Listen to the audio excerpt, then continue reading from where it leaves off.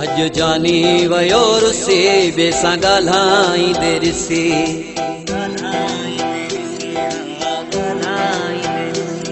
अज जानी वयो रुसी बेसा गाल्हाई देरिसी खिली कैसा थो गाल्हाया फिर सलाही जो आया खिली कैसा थो गाल्हाया फिर सलाही जो आया वडो डचो थिए मूंसां रोए जानी पयो ॾिसां वहमी वहमी माण्हू असां यारी रखी असां वहमी वहमी माण्हू असां यारी रखी असां वहमी वहमी माण्हू असां यारी रखी असां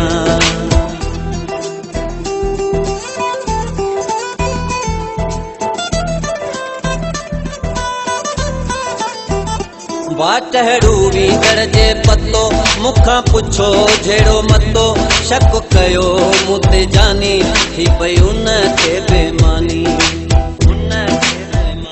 वाटड़ू वींदड़ जे पतो मुखां पुछो जहिड़ो मतो शक कयो मुते जानी थी पई उन खे बेमानी दस केरु हो किथां जो हो मुर्गियो थे तोसां वहमी वहमी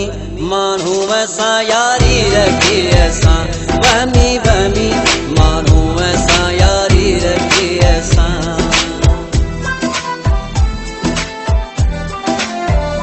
घर जा थां वठी कर उछलाए चरियनि वांगुरु पियो ॻाल्हाए तंहिंखां हर को पियो डिॼे चरियो सम्झी परे भॼे घर जा थां वठी कर उछलाए चरियनि वांगुरु पियो ॻाल्हाए तंहिंखां हर को पियो डिॼे चरियो सम्झी परे भॼे डुब सादो ई नाहे ॻाल्हायां कंहिं सुहिणे सां वहमी वहमी माण्हू असां यारी रखी असां वहमी वहमी माण्हू असां यारी रखी असां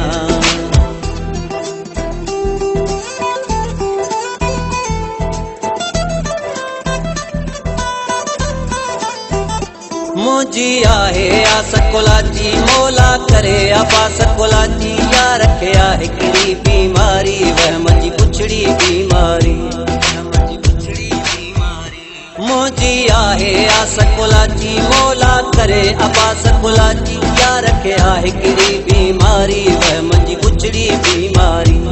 रब साईं जिंद छॾाए मूं खटायो न वसां वहमी वहमी माण्हू असां यारी रखी असां वहमी वहमी माण्हू असां यारी रखी असां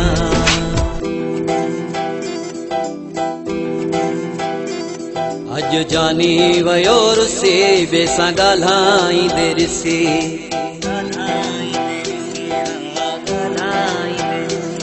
अज जानी वयो रुसी बेसां ॻाल्हाई देरिसी खिली कैसा थो ॻाल्हाया फिर सलाही जो आया खिली कैसा थो ॻाल्हाया फिर सलाही जो आया वडो डचो थिए मूंसां रोए जानी पयो ॾिसां वहमी वहमी